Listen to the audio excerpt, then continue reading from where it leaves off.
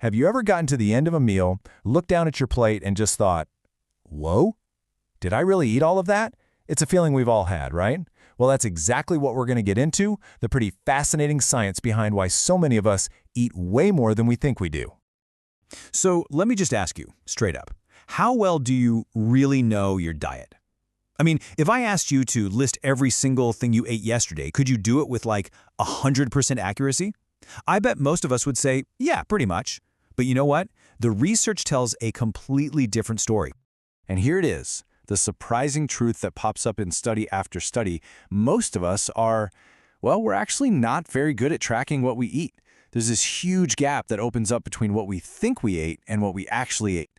And hey, it's not because we're lazy or lying to ourselves, it's just because we're human.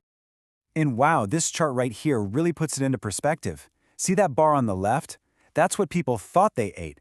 And the one on the right? That's what they actually ate. We're not talking about a small mistake here. Studies show we can underestimate how much we eat by a staggering 20, 30, even 50%. So what on earth is causing this massive blind spot? This brings us to what some researchers call the great food illusion.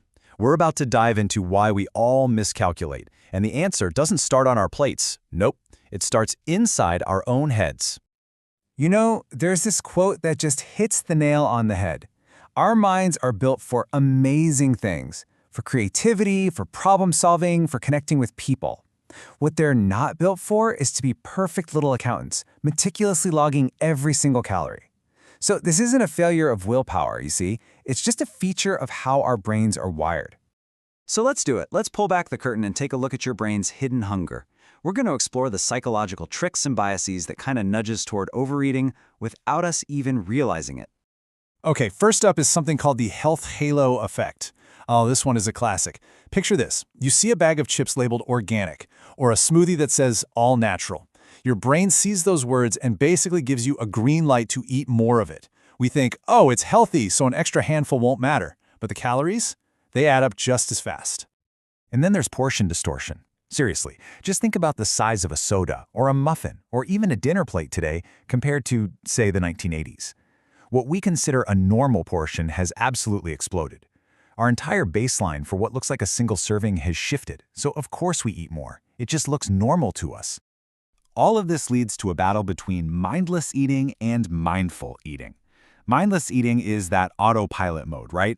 You're watching TV, scrolling your phone, working at your desk, and you're just eating, totally unaware of your body's signals that you're full.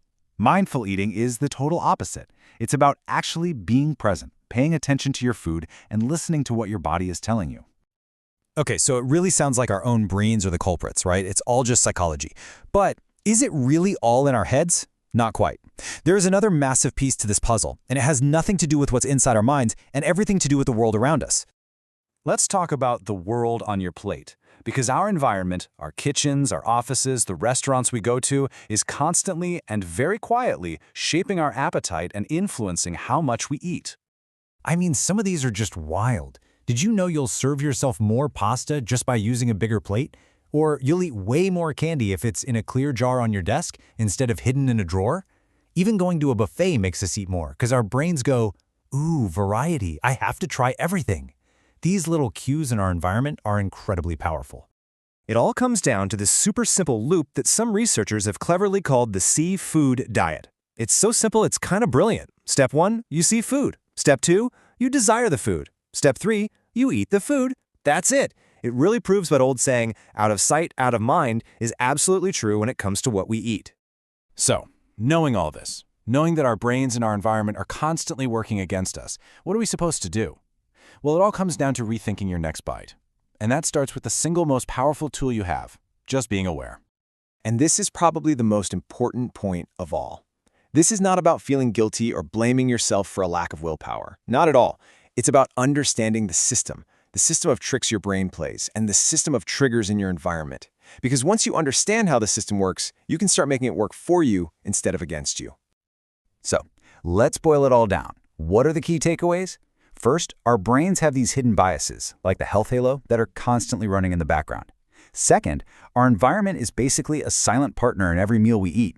And third, and most importantly, just being aware of all this, that's your superpower. That's the first and most powerful tool you have. And that leaves us with one final thought. Now that you know how your brain and your environment might be tricking you, what's one thing you might do differently tomorrow?